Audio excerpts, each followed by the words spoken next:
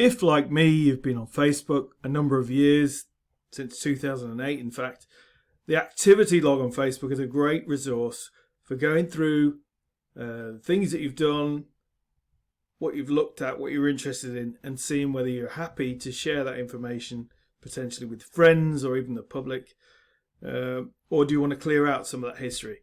I'll show you how to do that in this video. Here we go. So the first thing is to access the activity log. To do that, click on the drop down here and select activity log.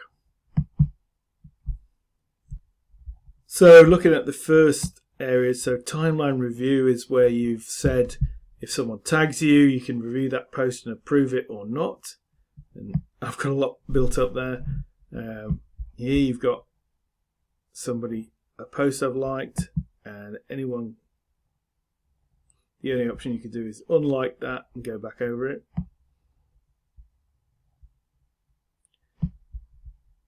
So these are people that I've unfollowed, and that's visible only to me. So it's about who can see what updates and settings that you apply. You can go back to any year you like. So if I go back to 2014, you can see some of the posts that you interact with, etc. So let's have a look at some of the other options here. So we've got tag review. At the moment, there's no post that I've got to. Basically, if someone who you're not friends with adds a tag to your post, you'll be asked to review it. And that's enabled, but no photo review. Photos you might be in, but again, nothing there. Posts. So when you actually share posts, activity you're tagged in, when other people have posted to your timeline, any photos and videos, photos you tagged in directly, and photos only. So every time you can see who it is, you can see it. So members of that group could see that particular post. You can see where you're being active. So lots of different reviews. You can search through the activities to try and find.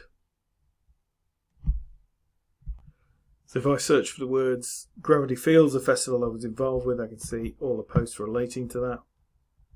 So if you're looking for something in a hurry, at the moment,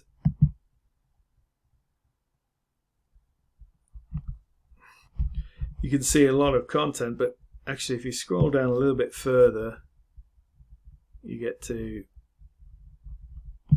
some important ones. So for example, location history.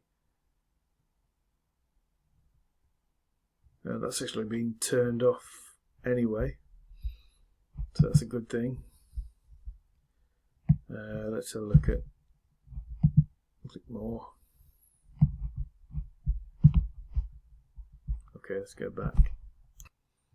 So just beyond some of those, you can look at following, and you can see who could see the people, pages and lists you follow, and that could be set to just yourself, so privacy there. Otherwise people got full access to all the activities, things that can be used by marketeers, things that can use to target your profile. You can block access to that and just say only me. Search history, again, only you can see your search history at the moment, so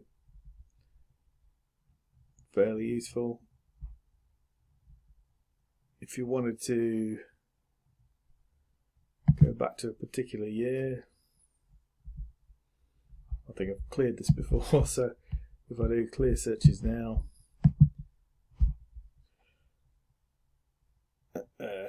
and they always argue with you, help you get better results when you're searching, and only you can see it, so I'll say no for that reason. You can see things you've saved. Not sure what notes about others is. Security information, where you've logged in, active sessions, that'd be useful to review. So beyond the basics,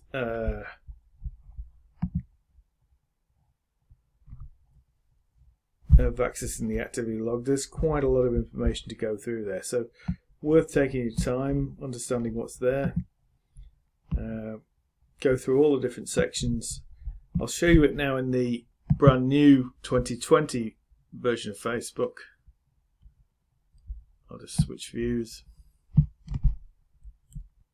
So I'll go switch to new Facebook from the drop down, and then it's a case of settings of privacy, activity log there.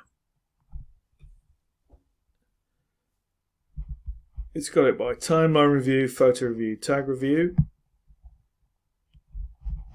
So if I click on timeline review, that's not yet updated for the brand new version of Facebook, so note that. We go back, photo review, same message. So I think there are probably some pages that don't work as well, so you'll probably revert to the view you've already seen. But it's important to get familiar with the activity log. You know, it's all the data, everything you do.